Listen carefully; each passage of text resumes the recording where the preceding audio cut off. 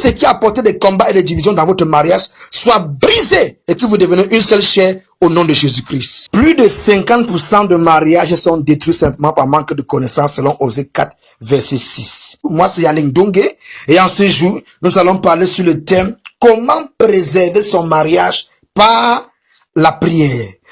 Genèse 2, verset 24, nous allons lire. C'est pourquoi l'homme quittera son père et sa mère et s'attachera à sa femme et ils deviendront une seule chair. Retenez bien l'expression une seule chair. Déjà, vous devez savoir que le mariage est une institution divine. C'est la volonté de Dieu qu'un homme et une femme se mettent ensemble. Et quand nous parlons de mariage, nous parlons du mariage selon la Bible, c'est-à-dire le mariage entre un homme et une femme. Pas entre un homme et un homme, pas entre une femme et une femme. Ça, ce n'est pas la volonté de Dieu.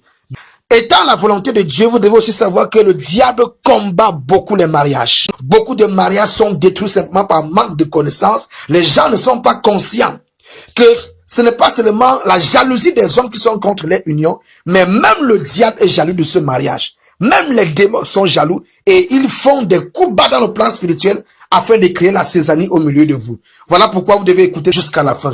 J'aimerais aussi exhorter le peuple de Dieu et savoir le mariage qui honore Dieu était un mariage dans lequel on t'a doté et on est allé à la mairie. Quand ceci n'est pas fait, il y a comme des portes spirituelles qui sont ouvertes et ils laissent l'accès au diable de vous attaquer. Voilà pourquoi j'exhorte aux femmes qui sont dans le viens on reste, mettez-vous en prière jusqu'à ce que votre homme vienne chez vous pour faire ce qu'il doit faire. Mettez-vous en prière jusqu'à ce qu'il aille à la mairie pour légaliser les choses. C'est pour votre bien et le bien de votre descendance. La Bible dit maintenant que vous devenez une seule chair. Qu'est-ce que cela veut dire devenir une seule chair? C'est devenir une seule personne en pensée, en parole et en acte. Maintenant, qu'est-ce que le diable va faire?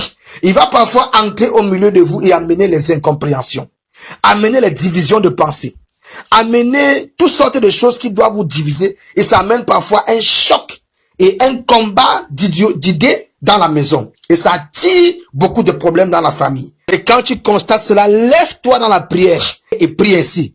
Père, tu as dit dans ta parole que nous deviendrons une seule chair.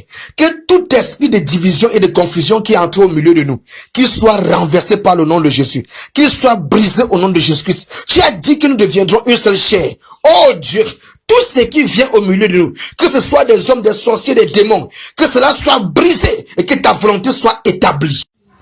Vous faites cette prière régulièrement jusqu'à ce que vous devenez une seule chair dans vos pensées, une seule chair dans vos engagements. Vous allez voir comment le diable va sortir par la fenêtre pour fuir. Je lève ma voix et je prie pour tous ceux qui croient en cette prière.